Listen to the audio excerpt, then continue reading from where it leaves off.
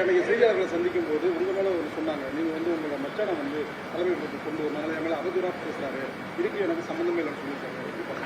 Sir, ஒரு 150 ஆண்டு கால காங்கிரஸ் இயக்கம் ஒருவர் யூடியூபில் பேசுவதனால் காங்கிரஸ் கமிட்டியின் தலைவரை வந்து மாட்டுகிறது என்றால் அந்த கட்சி எவ்வளவு பலவீனமான மலினமான கட்சி என்பதை மக்கள் புரிந்து கொள்வார்கள். சோ இப்படி ஒரு விளக்கத்தை கொடுப்பதன் மூலமாக தான் சார்ந்திருக்கும் கட்சியை திரு செல்லப்பிறந்தகை அவர்கள் கேவலப்படுத்துகிறார் என்றுதான் புரிந்து கொள்ள முடியும். எந்த கட்சியும் ஒரு யூடியூப்ல வர இன்டர்வியூ எல்லாம் பார்த்துட்டு எல்லாம் வந்து ஒரு தலைவரை மாற்றும் வழக்கம் எந்த கட்சிக்கும் இல்லை, குறிப்பாக காங்கிரஸ் கட்சிக்கு இது இல்லை. அதே மாதிரி இந்த வாடஸ்ரீ வந்து கட்சியில் உறுப்பினர் காரணம்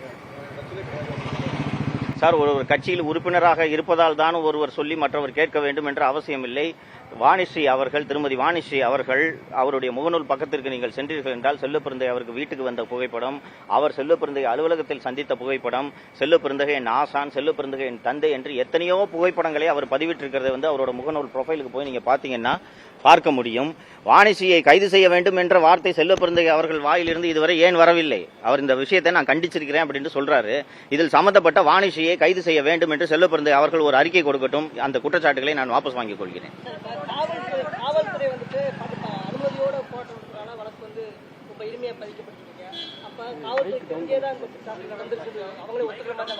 இந்த 100% காவல்துறையின் உதவியோடும் காவல்துறைக்கு தெரிந்தேதான் இந்த தாக்குதல் நடைபெற்றிருக்கிறது. நான் இப்போது சிபிசிஐடி அதிகாரிகளை சந்தித்த போதுதான் ஒரு விஷயம் என்ன தெரிய வருகிறது என்றால், அன்லாஃபுல் அசம்பிளி என்ற அந்த பிரிவை வந்து சேர்க்க முடியாது, ஏனென்றால் இது லாஃபுல் அசம்பிளி என்று சொன்னார்கள். சார், இது எப்படி சார் லாஃபுல் அசம்பிளியா இருக்க முடியும் என்று கேட்டபோது காவல் நிலையத்தில் அனுமதி வாங்கிக் கொண்டு நாங்கள் அந்த போராட்டம் நடத்தியதாக எங்களுக்கு பூர்வாங்க தகவல்கள் தெரிய வந்திருக்கின்றன என்று சொல்கிறார்கள். அப்போ காவல்துறையிட்ட அனுமதி வாங்கிட்டு ஒருத்தரோட வீட்டுக்கு போய் போராட்டம் நடத்துறது காவல்துறை அனுமதி கொடுக்கிறதுனாலே காவல்துறையோட உடந்தையோடு தான் இந்த போராட்டம் நடக்கிறது என்று சொல்ல முடியும். சார், நான் அதை பற்றி கேள்வி கேட்கல. இவர்கள் வந்து பலவீனமான செக்ஷனை போடும்போதே சிபிசிஐடி எந்த லட்சணத்தில் விசாரிக்கிறது என்பது எனக்கு தெரிந்துவிட்டது. நான் இந்த அதிகாரிகளிடம் தெரிவித்தது ஒரே ஒரு விஷயம்தான். சார், என்றைக்காக இருந்தாலும் இந்த வழக்கு நீதிமன்றத்தின் பார்வைக்கு செல்லத்தான் போகிறது. இந்த வழக்கை சரிவர விசாரித்து இதன் பின்னணியில் யார் இருக்கிறார்கள் என்பதை கண்டுபிடிக்காவிட்டால் இந்த வழக்கை சரிவர விசாரணை செய்யாத அதிகாரிகளும் நாளை நீதிமன்றத்தால் தண்டிக்கப்படுவார்கள் என்பதை தெளிவுபட இந்த அதிகாரிகளுக்கு தெரிவித்துவிட்டு வந்தேன். நான் இந்த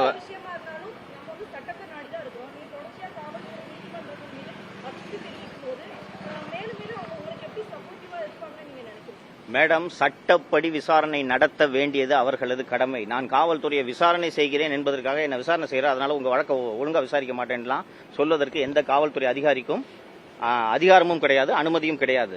சட்டப்பூர்வமாக ஒரு வழக்கில் என்ன விசாரணை, என்ன எவிடன்ஸ் இருக்கு, என்ன மெட்டீரியல் இருக்கு என்ற அடிப்படையில் தான் அவர்கள் விசாரணை நடத்த வேண்டுமே ஒழிய என்ன ஒருத்தர் விமர்சனம் செய்யறார் அதனால நான் ஒழுங்கா விசாரிக்க மாட்டேன் என்றெல்லாம் எந்த காவல்துறை அதிகாரியும் சொல்ல முடியாது.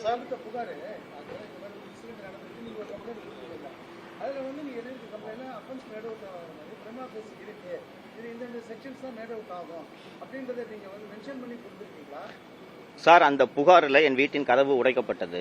50 பேர் கும்பலாக கூடி கதவை உடைத்துவிட்டு உள்ளே வந்து கலவரம் செய்தார்கள், அவதூறான வார்த்தைகள் பேசினார்கள், என் தாயை தாக்க முயற்சி செய்தார்கள் என்று சொல்கிறேன். இந்த செக்ஷன்ஸை சேர்த்தாலே அஃபென்ஸ் மேட் அவுட் ஆயிடுச்சு. இல்ல சார், ஹவுஸ் பிரேக்கிங்க்கு போடல, டிஎன்பிபிடிஎல் ஆக்ட் போடல, ரயட்டிங் போடல, அன்லாஃபுல் அசம்பிளி போடல. அப்படி இருக்கும்போது இதுக்கு என்ன பதில் சொல்லுங்க நீங்க?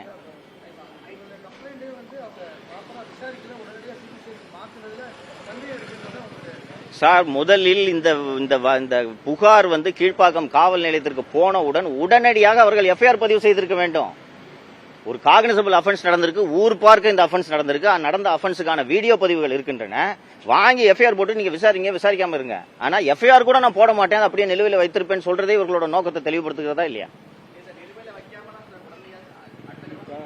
சார், வாங்கின உடனே எஃப்ஐஆர் பதிவு செய்ய வேண்டும் என்று தானே பிஎன்எஸ்எஸ் சொல்லுகிறது.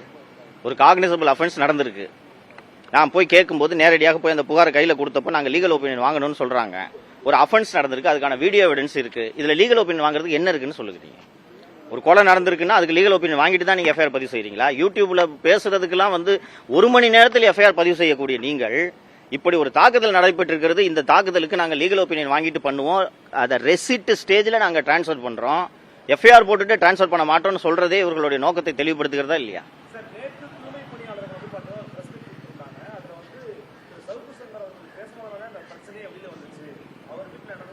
மோசமானது, அதுல நாங்க யாருமே பங்கு பெறல அப்படிங்கறத சொல்லியிருக்காங்க.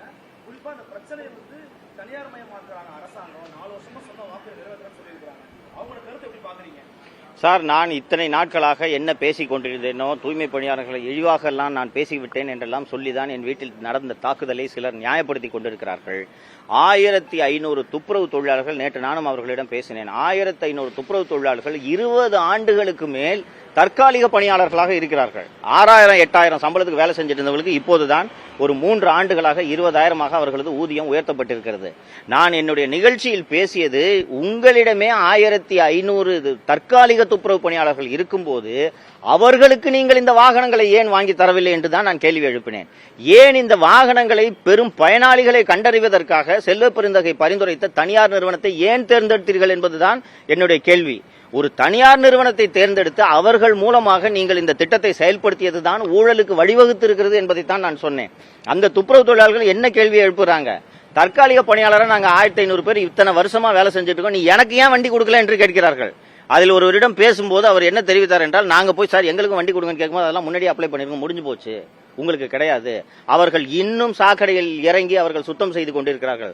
அவர்களுக்கு கொடுக்காம சென்னை உயர்நீதிமன்றத்தில் வழக்கறிஞராக இருக்கிறவர்களுக்கெல்லாம் நீங்கள் வாகனங்களை கொடுத்தால் இது ஊழல் அல்லாமல் வேறு என்ன என்பதை நான் தொடர்ந்து பேசிக் கொண்டிருந்தேன். நேற்று துப்புரவு தொழிலாளர்கள் நடத்திய போராட்டத்தில் பேசியவர்கள் நான் சொன்ன குற்றச்சாட்டுகளை உறுதிப்படுத்தி இருக்கிறார்கள் என்பதை நீங்களே பார்க்க முடியும். சிபிசிஐடி வழக்கு வந்துட்டு சரியாகும்னு நினைக்கிறீங்களா? நீங்க வழக்கு வந்து விசாரணை சரியாகும்னு நினைக்கிறீங்களா? 100% இந்த விசாரணையை சிபிசிஐடி சரிவர நடத்தும் என்ற நம்பிக்கை எனக்கு துளியும் இல்லை. ஏனென்றால் இவ்வளவு ஒரு காக்னிசபிள் அஃபென்ஸ் நடந்திருக்கு, ஹவுஸ் பிரேக்கிங் நடந்திருக்கு, ரயட்டிங் நடந்திருக்கு, அன்லாஃபுல் அசம்பிளி நடந்திருக்கு. இவ்வளவு நடந்தும் அதற்கு உரிய பிரிவுகளை பதிவு செய்யாமல் சிபிசிஐடி ஜாமீனில் விடக்கூடிய பிரிவுகளை பதிவு செய்ததிலிருந்தே சிபிசிஐடி இந்த விசாரணையை ஒழுங்காக நடத்தும் எண்ணம் இல்லை என்பது தெரிய வருகிறது. அந்த பேஸ்புக்கில் லைவ் போட்ட வாணிஸ்ரீ விஜயகுமார் என்பவர் அவருடைய அலுவலகத்திலும் வீட்டிலும் இப்போதும் அவைலபிளாக இருக்கிறார். ஆனால் அவரை கைது செய்வதற்கு பதிலாக நேற்று சிபிசிஐடி அந்த 77வது வார்டு கவுன்சிலர் சுமதி புத்தனேசன் என்பவரின் அலுவலகத்தில் உதவியாளர்களாக பணியாற்றக்கூடிய ஒரு சிலரை மட்டும் கைது செய்து அவர்களையும் நேற்று இரவே ஜாமீனில் விடுவித்திருக்கிறார்கள். இதனால் இந்த சிபிசிஐடியின் விசாரணை சரிவர நடைபெறாது. நான் இது தொடர்பாக நீதிமன்றத்தை அணுக இருக்கிறேன்.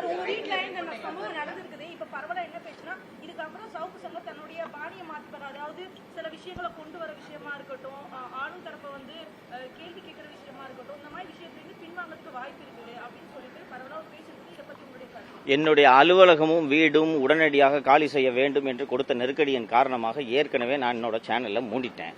அடுத்த கட்டமாக என்ன நடவடிக்கை எடுக்கப் போகிறேன் என்பதை இனிமேல் தான் நான் பொறுத்திருந்துதான் யோசித்துதான் ஒரு முடிவெடுக்க வேண்டும். அதனால உடனடியாக நான் இது தொடர்பாக எந்த நடவடிக்கையும் எடுக்க போகிறேன். இந்த வழக்குல விசாரணை ஐஜியை நான் சந்திக்க வேண்டும் என்று சொன்னபோது டிஎஸ்பி ஐஜி அவர்கள் பிஸியா இருக்கிறாரு, நாங்களே நல்லபடியாக விசாரணையை நடத்துவோம், அதனால ஐஜி பிஸியா இருக்கிறதுனால இப்போ உடனடியாக ஐஜி அவர்களை சந்திக்க முடியாது என்று சொன்னார்கள். சரி என்று சொல்லிவிட்டேன். அவரே ஒரு மூத்த அதிகாரி.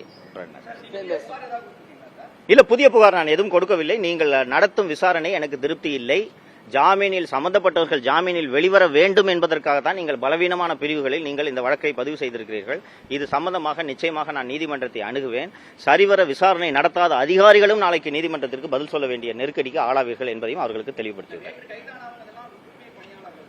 சார், நேற்று அட்டாக்ல ஈடுபட்ட ஒருவர் கூட தூய்மை பணியாளர் அல்ல. ஒரே ஒருவர் ஜெயக்குமார் என்பவர் தான் சென்னை மாநகராட்சியில் தூய்மை பணியாளராக வேலை செய்கிறார். வேறு எவருமே தூய்மை பணியாளர்கள் கிடையாது.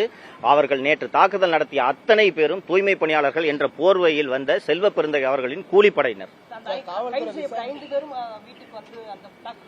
அப்படின்னு காவல்துறை சொல்றாங்க. நான் அவர்களை பார்க்கல, அவர்களோட பெயர் அடையாளம் கூட எனக்கு தெரியாது. ஆனா வந்தவர்களைத்தான் நாங்கள் கைது செய்திருக்கிறோம் என்று காவல்துறையினர் சொல்கிறார். இந்த வழக்கில் காவல்துறை விசாரணை தடுக்கிறதுக்கு யாருன்னா முயற்சி பண்றாங்க? செல்வ பெருந்தகையே தடுப்பார். சென்னை மாநகர காவல் ஆணையாளர் அருண் அவர்களே தடுப்பார். ஏன்னா அவரோட துணையோடு தான் இந்த தாக்குதல் நடந்திருக்கு. சோ அவரே தடுப்பாரு. சிபிசிஐடிக்கு வழக்கமா டிஜிபி அல்லது ஏடிஜிபி தான் தலைமை தாங்குவார்கள். இங்கே ஒரு ஐஜிஐ தலைவராக போட்டு இந்த அரசு சிபிசிஐடி இயக்கத்தை நடத்தி கொண்டிருக்கிறது. அப்ப கூடுதல் டிஜிபியாக இருக்கக்கூடிய அருண் அன்பு அவர்களை கூப்பிட்டு ஒழுங்கா விசாரிக்காதுன்னு சொன்னா இந்த விசாரணை ஒழுங்கா நடக்காது. அதனால தான் நான் நீதிமன்றத்தை நாட இருக்கிறேன். No sir, I want change of investigation agency sir.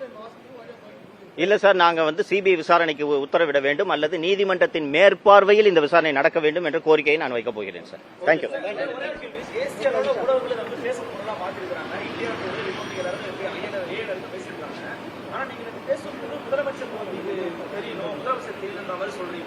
ஒரு பட்டப்பகல்ல சென்னை தமிழ்நாடு தலைநகரில் நடந்திருக்கிற ஒரு சம்பவம் இது முதலமைச்சருக்கு தெரியல அப்படின்னு சொல்றத வந்து எப்படி புரிஞ்சுக்கிறது? அவருக்கு தெரியாம நடக்குது. சார், நீங்க ஒரு மூத்த பத்திரிகையாளர்.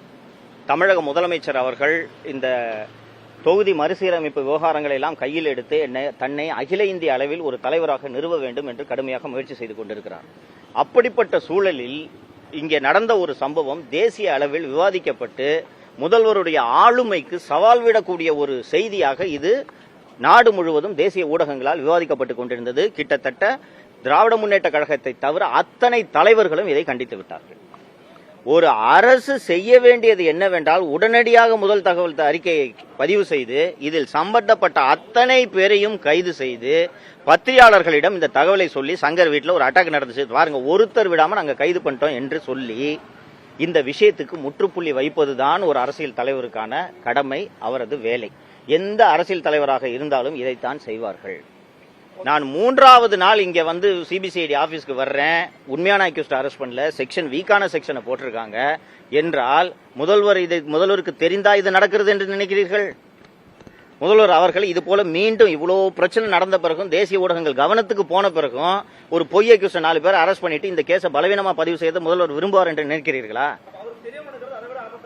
அதை விட ஆபத்தானது. அதனால்தான் இந்த திராவிட மாடல் ஆட்சி அகல வேண்டும். ஏனென்றால் இந்த ஆட்சியில் நடப்பது எதுவுமே தமிழக முதல்வருக்கு தெரியவில்லை என்பதைத்தான் நான் தொடர்ந்து சொல்லிக் கொண்டிருக்கிறேன். என் வீட்டில் நடந்த தாக்குதலும் அதற்கு பின்னர் நடக்கும் விசாரணையும் இதற்கு சிறந்த உதாரணம். நன்றி.